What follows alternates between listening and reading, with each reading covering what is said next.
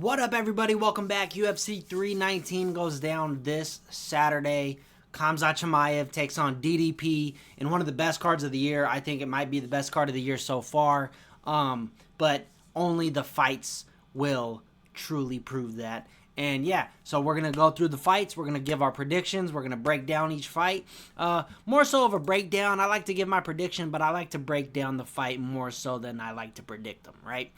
So yeah, joined by my co-host here, Bear.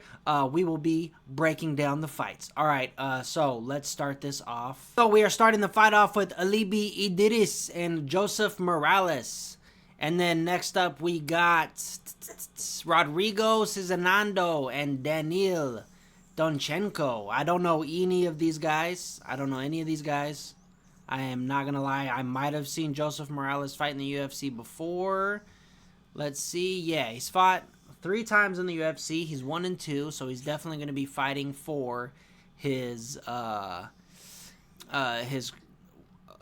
well, actually, he might just be coming back to the UFC. This guy fought in the UFC in 2017, 2018. He gets knocked out by Davison Figueiredo. Yeah, I know that milk is good, huh? And then he lost to Shelton, which I don't think he's in the UFC anymore, by decision in 2018. So he's making a return to the UFC against, it looks like, a debuter because they have nothing here for him. And that's usually what they do for debuters, and then another 2 debuters in the UFC. So I have no idea who these fights are starting off with. So we're coming in with surprise matches off the rip, and then we lead into the Karine Silva and Dion Barbosa fight. Now Karine Silva is going to have a bit of an advantage here because Dion is taking this fight on short notice. She's only 8-3, so she has 11 fights. Karine Silva has 18, 19, 20, 21, 23 fights, so this is her 24th fight, but she is coming off of a loss. Let's see who she fought last. She fought Araujo, who's really good, and she was on a win streak, looks like, before that. How big was her win streak? Because she beat De Silva, who's pretty good.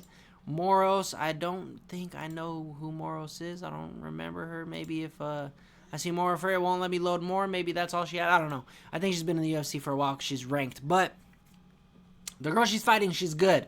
She's real good. She's got 4 knockouts, 4 submissions, 4 of them in the first round. And, yeah, she is coming off of a win against Belbita. She lost to Miranda Maverick by decision, which is, it's not that bad. I mean, Miranda, that's how she's going to beat you if she don't really submit you.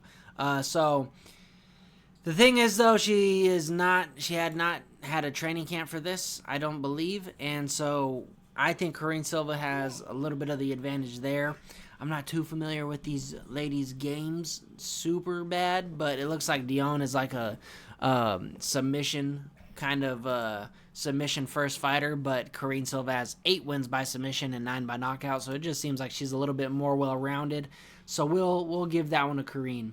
Next up, starting off the prelims. I'm looking forward to this one. We got Brian Battle and Nursultan Ruzabov at middleweight. Brian Battle's going back up to middleweight. He did drop down to welterweight. Looked good at welterweight, but I think the weight cut was a little too much for him because other than that, I don't know why he would go back up to middleweight unless they just offered him the fight, who knows. But I'm going to go Brian Battle. I think when he comes in with a good weight cut and he's on point, and, he's got a good head on his shoulders, which he always does. He always comes to fight. I believe Brian Battle is going to win the fight. Give me 1 second. These lights are tripping me out. I don't know if they're, getting brighter or darker. It's tripping me out. I don't know. I actually might be concussed. But anyway, yeah, we still look good. All right. So I think Brian Battle is definitely going to go in there with a little bit better striking, better all-around game. Look, Nursultan has 50 fights already, right? He has 9, 10, 11, 12, 13, 14, 15, 45, 46, 47 fights. This is going to be his 48th fight. He's got 13 wins by knockout, 20 by submission. Okay? Let's just remember that. He's got 13 wins by knockout, 20 by submission. That's 33 out of his, 36 fights he finishes. Okay? Now, that being a good record, I don't know why the fuck this thing's not letting me show more of the fighters, the fight All right, I guess we're just going to have to go off his last 3. What I'm trying to say here is he's 2-1 in the UFC. He might be more than that. It's just not letting me show. But his last 3 fights, he's 2-1 in his last 3. And he might have a padded record since he has 33 finishes.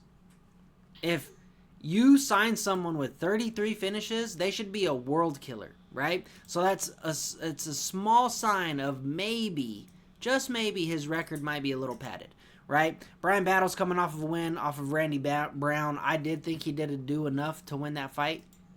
Yeah, this fight's just not, it's not showing me more than the past 3 fights. So I did think he did enough. Was it a stellar performance? No, but Randy Brown couldn't get any offense off besides his right hand of the body. Other than that, like, Brian Battle kind of just shut his offense down. Brian didn't have the greatest amount of offense, but he did have cage control, and he did press, Randy Brown up against the cage, which is octagon control, and it's going to win you the rounds, okay? That's just, it is what it is. That's how it goes. But he has impressive hands. He has really good kicks, really good boxing. He has enough power to knock people out, and I think that's going to carry over to middleweight. And, Nursultan, he's tall. He has 4 inches, and he's going to have a reach disadvantage, so that's interesting. So Brian Battle should not have a problem with getting to finding the target, right? So I do think Brian Battle's going to win this fight. I'm going Brian Battle probably by TKO. I know MMA Guru said Nursultan by TKO, which I think is insane because we haven't seen anyone fucking dominate Brian Battle like that. And, we've seen him fight really good strikers who couldn't TKO him, and he barely did anything to him. So I don't see Ruzbayev finishing Brian Battle. I think that's kind of crazy. I think Brian Battle, I hope, since this is at middleweight, he's coming in shape, strong, ready to go. He looks good here in this pick, so hopefully he resembles that Saturday. Next up, we got Edson Barbosa and Drakkar Klose. Edson Barbosa coming off of a damn near a year layoff, and he's going back up to lightweight. Drakkar Klose, AZ boy. I think he's from Michigan or Louisiana or something. I don't know, something like that. He's from the East Midwest, but he represents here in Arizona now. He's training full time. He's a coach over at O'Malley's Red Hawk, I think. So I'm gonna be going for Drakkar Klose because he's an Arizona boy. I believe that he's going to be in a tough fight, though, with Edson Barbosa, because Edson Barbosa is as a veteran as they come. He's as good as they come, and you never know when those veterans rewind the clock. It's random when they do it, like Jose Aldo versus Jeremy Stevens. Jose Aldo is very good at rewinding the clock. Edson Barbosa had a long layoff. He's moving back up to lightweight, a weight that he's very comfortable at fighting in. He spent most of his career there. Drakkar Klose is not a big lightweight. He's only 5'9", right? He has a 5-inch reach disadvantage. He's really good, but will he be enough to beat Edson Barbosa? I don't know, and I'm going Edson Barbosa. This is a toss-up fight. I'm rooting for Drakkar Klose to win, but I think Edson Barbosa is going to beat him. I think he's going to pick him apart. I think he's going to beat up his leg. Drakkar Klose has to put pressure. This is how you beat Edson Barbosa. You put pressure on him, pressure him with his hands, beat him up to the body, tire him out, put him on his back foot, put him up against the cage, use your mixed martial arts, put him on his back, do everything you can to not allow Edson Barbosa to play his game, which is going to be on the feet. Lots of kicks, lots of striking, high-volume punches, high-volume kicks, right? You can't let Edson Barbosa control the fight on the feet. Sorry if you hear background noise. It's my son. I'm not going to stop him from doing what he's doing. That is my world. So it's up to you to not be mad at the background noise. Anyway, I'm going Edson Barbosa. I think, you beat up his legs, beat up his body, use your kicks, use your hands, and just walk. You got to walk Drakkar down. It's kind of two in the same game plan. You got to kind of...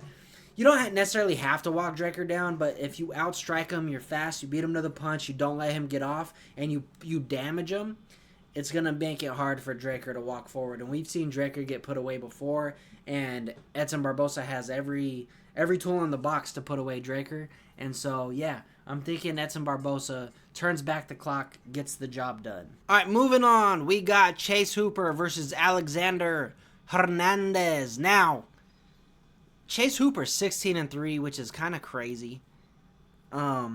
Anytime he fights somebody with good striking and shit ground game, he usually wins, right? It's not even going to show me his past fights because it's just not working right now at the moment. I don't know why. But he is on a 3-fight win streak, and he's been fighting old guys, okay? Borshev is not that great. He's 8-6. He might be on a more of a win streak, but he fought Clay Guida, and then he fought Jim Miller, who did, to defend Chase Hooper, Jim Miller was having a bit of a resurgence this past year and a half. But at the end of the day, he's on his down and out of his career, right? I think he's on the down slope. Clay Guida, obviously, right? He fought him at the end of the year last year. That's just insane work to me. I don't know how he's still fighting. Hats off to that guy. But if Alexander Hernandez, the thing is with Chase Hooper, right? With really good jiu-jitsu guys, if you fuck up a little bit, if you have the slightest mess up on the ground or in a grappling scenario, you can get put in very, very deep waters very, very fast, right? It's just like Chase Hooper putting himself in a bad position on the feet, right? When he got knocked out, TKO'd that one time. I forget who did, but he knocked out TKO Chase Hooper because Chase just isn't that great on the feet, and he puts himself in bad positions. Same thing can be said for the ground, right? And if I don't think Chase Hooper has better striking than Alex Hernandez. I think Alex Hernandez is very much a way better dynamic striker. He's more explosive. He has better range. He has a better 1-2. That is how you beat Chase Hooper. You fuck him up on the feet, okay? You whoop his ass on the feet because his striking is piss poor, and you knock him out. Because if you go to the ground, you better be Chase Hooper levels of jiu-jitsu or some kind of badass Dagestani, very wrestle-heavy fighter and who has very good jiu-jitsu as well, so you don't put yourself in dumb, submission attempts. Alex has to be good, man. He has to be very on his P's and Q's. He has to be very vigilant when he gets into these grappling scenarios, whether it's in the clinch, against the cage, on the ground, whatever it is. Don't put yourself in bad positions. Fight to defend. Get out. If you could defend, you're in a real good spot because a lot of jiu-jitsu is played off the back. So if you could stay on top, defend, you'll be winning the fight unless he's just throwing up submission after submission after submission after submission. Then Chase will probably win those rounds, right? But if you could keep him isolated on his back without him doing too much damage or putting you into too many threats, you could win those rounds. You could steal the rounds. But I do believe on the feet, Alexander is going to have as much of an advantage as Chase Hooper is going to have on the ground. Okay, that's how bad I think Chase Hooper's striking is. It's not great. It's not good at all.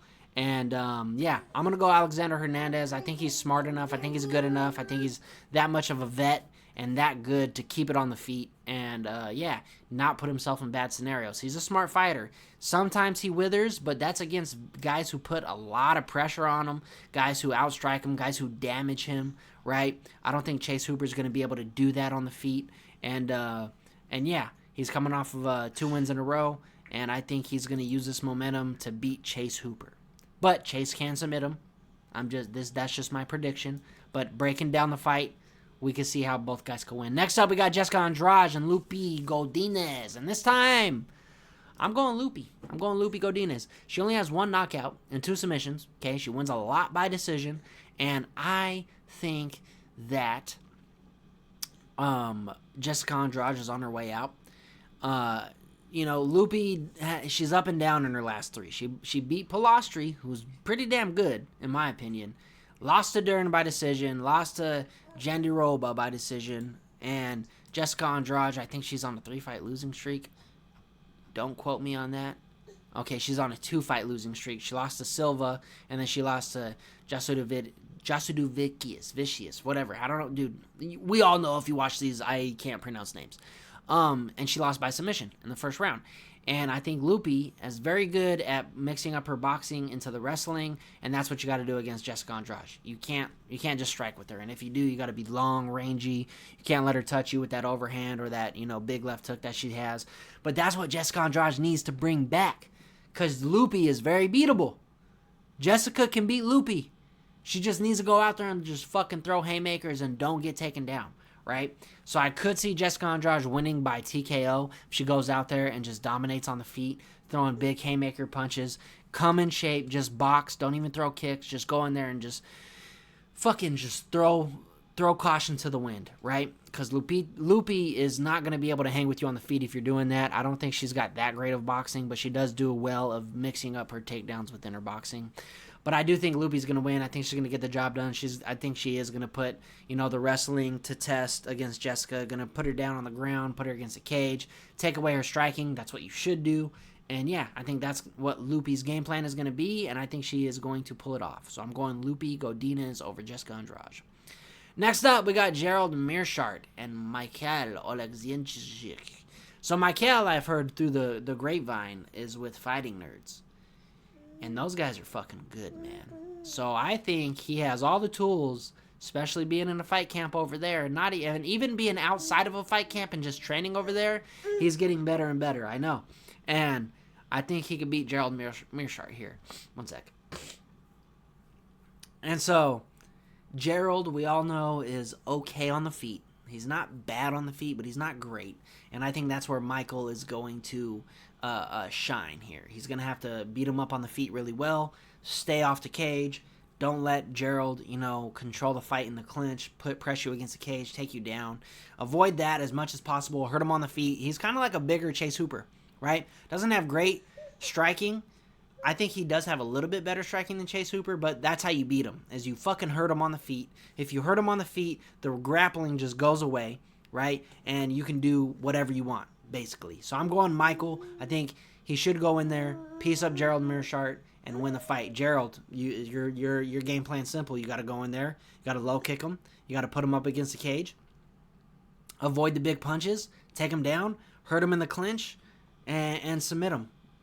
Go to your bread and butter, Gerald Meerschaert. You got to go to your fucking bread and butter and submit this guy, because you very much could. But we'll see. I think he's going to get beat up on the feet. Next up, we got Bobby King Green and Diego Ferreira. This one's a little bit of a toss-up. Diego Ferreira, he's up and down in his career. He has a good career. He's on two. He won two. He beat Michael Johnson, knocked him out with that big overhand right a couple years ago. And then he beat Rebecca by third-round TKO, which is good because Rebecca just came off a crazy-ass war. So we know he could put people that are very durable away. But then he loses to Dawson by, unanimous decision, which, you shouldn't be losing to people like Dawson. Dawson's good, but I don't think, coming off of those wins against Dawson is actually really good. He's 23-2. I don't see nothing special with Dawson, though. He wins every fight by decision. I guess he TKO'd Garcia. All right, maybe I'm sleeping on Dawson. I'll take that L. It doesn't matter. But yeah, I think he beats Bobby Green. I think Bobby Green's on the way out. He's got a glass jaw nowadays. I don't think he could take a punch anymore. Punches glance off of his head, and he literally folds like a fucking napkin. It's insane. And so, yeah, I'm going to go with Diego Ferreira. Probably by TKO. I could see Bobby Green maybe turning back the clock, but I don't see it. He's very dynamic on the feet, but he does a little bit too much, right? He's a little too showy Bodie, right? Showboaty. He drops his hands a lot, does a lot of wrong things. He does a lot of right things. He draws in very well with his hands being low, and he has very good timing. But it's a dangerous game. It's a double-edged sword. And I think Diego Ferreira is going to figure him out because Diego Ferreira hits pretty fucking hard. Okay, ask Michael Johnson. He hits pretty damn hard, right? So next up, moving up the card, we got Tim Elliott and Kai Asakura. Now, how did Kai Asakura lose to Alexander Pantoja? Gee, I think he might have got taken down and submitted over and over again in that fight. He got taken down. How does Tim Elliott fight? He fights very sporadically and shoots for takedowns, and he's very good on the ground when he gets you there. I think Tim Elliott, even though he's getting up there in age, he's slowing down maybe, he's got the style to where he doesn't slow down. And, he lost by submission in a very back-and-forth fight against Chamaev, a very good fight. But other than that, he beat Altamirino, and then he fucking submitted Mudarji, right? In round 1. So he's coming off of a win. But that was 2 years ago. 2 years ago. He's got a tall task at hand right here, fighting Kaya Sakura, who's a very, very, very good striker. And we know that's Tim Elliott's weakness. But the way Tim Elliott mixes up his combinations into his wrestling, I think is going to be the key here. Punch into wrestling, wrestling into punches, and then back into wrestling, right? I think Kai's going to have a tough time dealing with Tim Elliott. I don't think it's going to be an easy fight for Kai. I can see Kai winning with body shots or making Tim Elliott run into something up the middle with a knee, uppercut, something like that. But I'm going to go Tim Elliott. I think he's going to have, the veteranness in him, and he's going to take Kai Asakura down, and he's going to control him on the ground, and he's going to find a submission. 2 years off is a long time. But it's Tim fucking Elliott. He's been fighting forever. If this is anybody else, I'm going Kai Asakura, but it's Tim Elliott with his 2-year layoff. I think that really doesn't matter. He's a fucking dog. He won the 125-pound Ultimate Fighter and then kind of got schooled by DJ, which, if it was anybody that won that fight, the Ultimate Fighter that year, they were going to get schooled by DJ anyway. That was the weirdest Ultimate Fighter of all time, but it was trying to get, the division popping. And, now all those guys in the 125 division came from, that are, top dogs, came from that show. So I do believe Tim Elliott is going to beat Kai Asakura, but I can't see Kai Asakura winning by TKO with something up the middle. Or just, slowly wearing on Tim Elliott as Tim Elliott kind of fades through the fight because he just uses so much energy doing so many things. But, hey, Tim Elliott can finish the fight very early. So I'm going Tim. Next up, we got Jared Cannonier versus Michael Page. I'm going Michael Venom Page. I think he's going to be too much on the feet for Jared. Whether that's too much on the feet in terms of his precision and his power when he connects might be a little too much. Or it comes down to him just, his elusiveness is too much, where Jared just can't get nothing off. He's going to be frustrated the whole fight, can't land nothing, can't find anything, can't put himself in the right positions. He's going to be too slow. Everything that he throws, Michael Venom Page is going to see from a mile away. I doubt Jared's going to use any kind of MMA wrestling because he never wrestles in his fights. He never tries to grapple and be on top and dominate you that way. He tries to fight with you on the feet. And yeah, it's not going to work. It's not going to work. Michael Page is too damn good. And I've been calling this in every damn Michael Page fight. When he fought Bullet, I knew for a fact he was going up to middleweight and he was going to school Bullet on the feet because Bullet is a striker. And I just believe Michael Page is just that much better of a striker than a lot of the guys in the UFC. I know he's not the most exciting fighter sometimes because he's, hard to hit like the Shroff Bullet fight. But he's so good and so fun to watch that it's hard to just say that, he's a boring fighter. I love the technical aspect for Michael Venom Page. I think he's going to beat Jared probably in a decision if he doesn't get that crazy right hand knockout or maybe like a flying knee, some crazy spectacular shit that Michael Venom Page does. But I'm going Michael Venom Page either by unanimous decision or a possible TKO. Next up, we got Jeff Neal versus Carlos Prates. This is going to be a fucking banger of a fight, ladies and gentlemen. Carlos Prates is going to go in there. Jeff Neal is going to go in there, and they're going to meet each other in the middle, and they are going to fucking go to war, okay? Both of these guys hit fucking hard, and both of these guys come to fight, okay? And they both have very similar styles where they both like to walk forward, they both like to box, they both like to kick. They don't do anything crazy. They both do a lot of fundamental stuff, but they both throw bombs. So this is going to be a very good fight. I want to go for USA Jeff Neal. I think Carlos Prates is in his pocket, though. I think he is in his, what a lot of people would say, coming into his prime, okay? I think Jeff Neal has been in the UFC for a while. I think he's very, very good. I think he's fought a lot of high-level competition throughout the years. He's coming off of that knockout win over Dos Anjos last October. But he did lose back-to-back against very, very, very good fights, against very, very, very good people. Rachmanov kind of schooled him a little bit and choked him out in the third round. And then him and Machado's fight, Ian Gary's fight was very, very good. I'm going to go Jeff Neal. I think he's going to be able to get the job done. I think he's a little bit slicker. Carlos Prates he's good, he's slick, and he's very well well-oriented everywhere, but this is a 3-round fight, and I think Jeff Neal could get it done in 3. I think Carlos starts off a little bit too slow, so I think it's whoever starts off first can definitely get the job done. So I'm going to go Jeff Neal by violence, because both of these guys are going to have the same game plan, right? It's going to be a very similar fight. They're both going to go in there. They're going to box a lot. They're going to throw a lot of body kicks. And, yeah, a lot of leg kicks. This is going to be a very good striking fight, unless Jeff Neal puts the pressure on him and tries to take him down. Other than that, it's going to be a strike fight. Unless, Carlos Prates is good on the ground. He did get Ian to the ground later on in the fight, but that was later on when he was kind of, starting to feel out Ian Gary a lot better and find his range. But I don't, like I said, Carlos is a little bit of a slow starter. But both of these guys hit hard. Expect, my baby's having an exorcism over there. I expect a fight of the night or a TKO from either or of these gentlemen. This fight ends in a knockout from either one, but I'm gonna think Jeff Neal gets the job done. Next up, Leron Murphy versus Aaron Pico. This is a very, very, very, very, very interesting fight, in my opinion. Leron Murphy is a bad, bad man, right? And I think that he might propose more threats than Ivalov did against Aaron Pico. I think he might be a little bit more of a interesting fight for Aaron Pico because he is very dangerous everywhere. He's dangerous on the feet, dangerous on the ground. Aaron Pico has that one-punch knockout power. He has very good wrestling, but he has fought nobody his entire career. He is very good. Aaron Pico is very, very good. Very good. But he has fought nobody. Compared to Leron Murphy, if we're comparing him to Leron Murphy, they are nobody. So this is a tall order from Aaron Pico.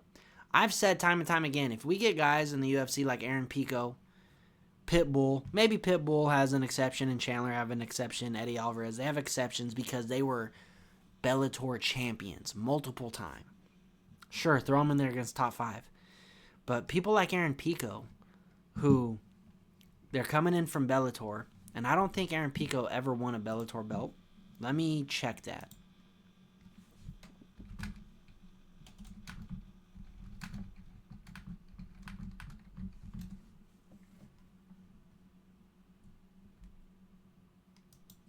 Yeah, so I was right. Aaron Pico has never been the Bellator champion, right? But we see how fucking good this guy is, okay? Why are we putting him up against the top 5, top 10, top 3 guy in the division in his first fight in the UFC? This dude has potential to be a fucking superstar. Is it because he's coming from Bellator and UFC generally doesn't give a fuck about Bellator, right? Not saying that they don't give a fuck about those guys, because those guys come over here and they make tons of money because they're very good, mainly Eddie Alvarez and Michael Chandler, but they give them that treatment of fast-tracking them, right? That's not, like, if it works out for them, that's good for them. It's better for them because then they just get the belt. They get fast-tracked to a title shot, fast-tracked to bigger checks, right? Which is great, but these guys can be potential quadrillionaire superstars, right? Especially someone like Aaron Pico, okay? Aaron Pico, if you put him against a fucking unranked UFC guy, you put him out on the prelim feature fight, or maybe the first fight of the night on the main card, and he goes out there and he fucking starches that dude, then okay, we could cook. People are gonna watch him in the next fight, right?